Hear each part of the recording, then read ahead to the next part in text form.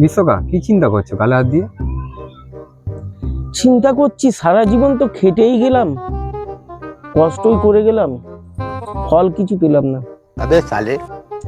ভগবানকে এত ডাকি, সেবা দিই, ভগবান আমাদের দিকে কোন মুখ তুলে তাকায় না। যার আছে তার আরো ভুরি ভুরি দিচ্ছে। এটা তুমি ঠিক বলেছো।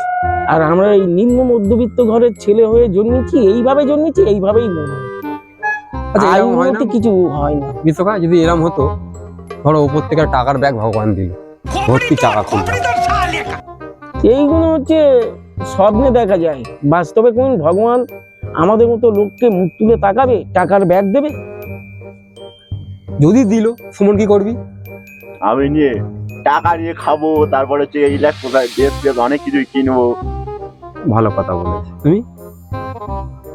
আমি পেলে মনের আশাগুলো পূর্ণ করব, গাড়ি কিনবো, বাড়ি করব, রিল্যাক্সে থাকবো, সবাইকে দেখবো। ভালো ভালো। আমি মদ খাবো, এইসব খাবো। মদ খাওয়ার জন্য ভগবান টাকা দেয়?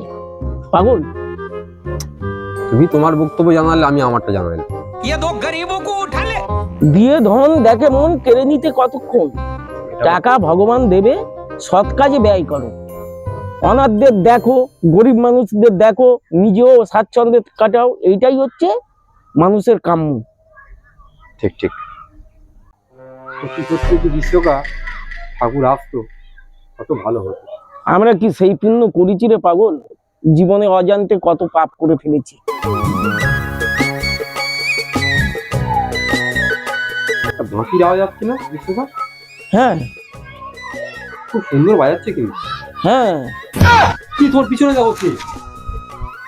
কে বাবা তুমি?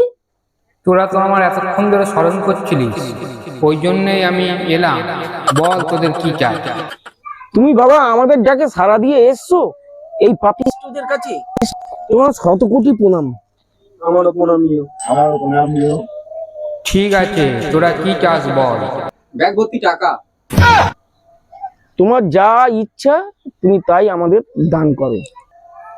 তোরা টাকা চাইছিস দরকারে, আমিও তো তোদের অপেক্ষায় থাকি একটা লকুন দানা বাতাসার জন্যে। কোনোদিন তো মিষ্টি নিয়ে ডাকিস না।